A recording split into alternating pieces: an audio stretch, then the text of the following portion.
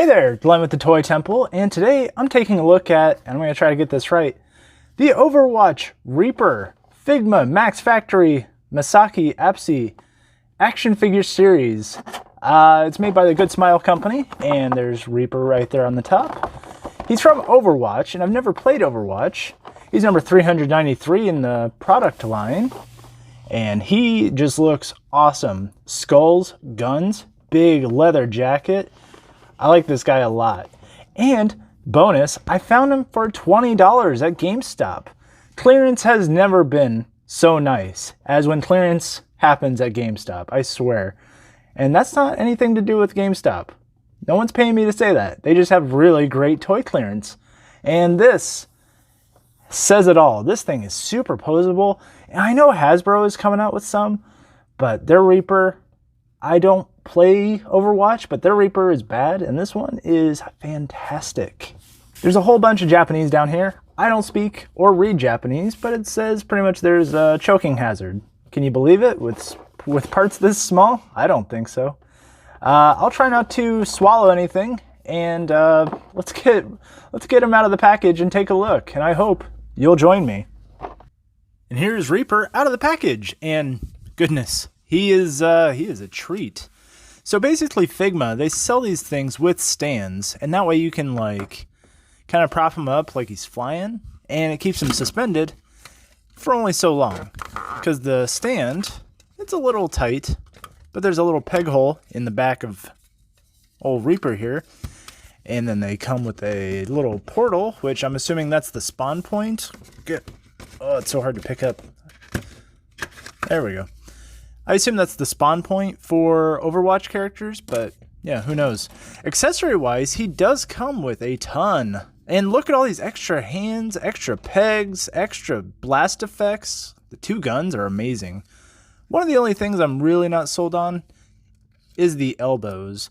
And the elbows are these little ball and socket actions with like a little bit of peg, but after a while, I think they're going to start getting a little loose. The same thing on the wrists. And if you attach the explosion effect to the end of the gun, well, you can already see it happening. The gun is a little too heavy, and yeah, it starts to fall. But if you take it out, it's fine.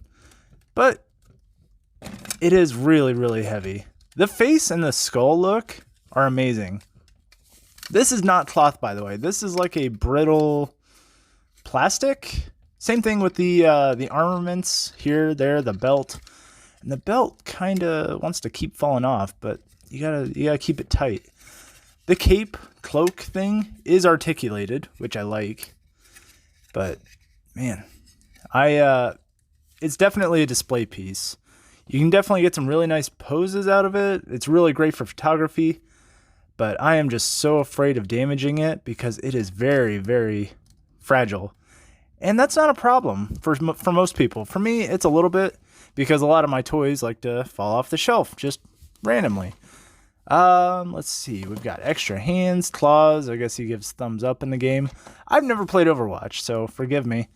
He doesn't have very good head articulation because the hood is attached via a little peg and hole back there. So you can kind of have him looking over to the left a little bit, but it's not much. Shoulder articulation's there. He's got a very wide range. It's another one of those, after a while, I think those are going to wear out. So display him while you can before all the articulation's out. I may just keep him like that. That's not so bad. He's a great figure, but Figma, they got some joint issues. The rest of them, you know, the accessories, everything like that, that's fine. The stand, it says Blizzard on it, it says Figma, a little bit of copyright information. That's all right. And then, when I'm all said and done, you got this little Figma bag that you can put all your accessories into, which I really like. But we're going to move all these away because I'm going to do something a little fun here.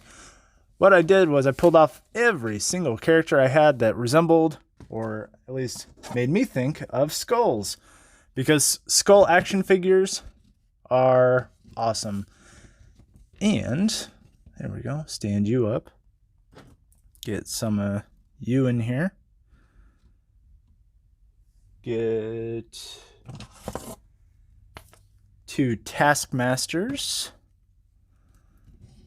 Are you all in frame? Oop. There we go. Then we got old Ragnarok, which will go back here and kill everyone. The Skull action figure, classic.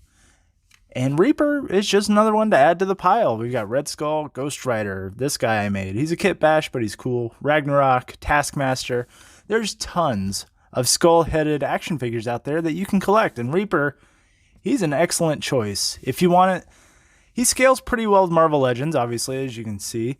The Fortnite figures, not so much. They're 7-inch, but he fits along the lines of the Marvel Legends pretty well.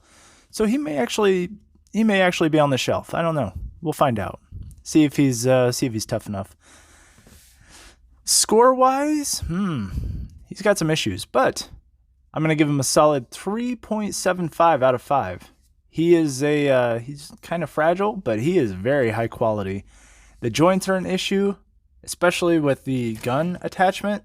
With explosion, that's not gonna happen. He will start to sag, and that's not good for you. He doesn't come with any additional guns, but he comes with 1,000 different hands, comes with a portal, comes with a stand, and a baggie. He's loaded with accessories. So I think 3.75 is fair. So with that, thank you so much for watching. Hit like, share, subscribe. Let me know down in the comments if you've ever played Overwatch. Are you as salty as people that I've seen online?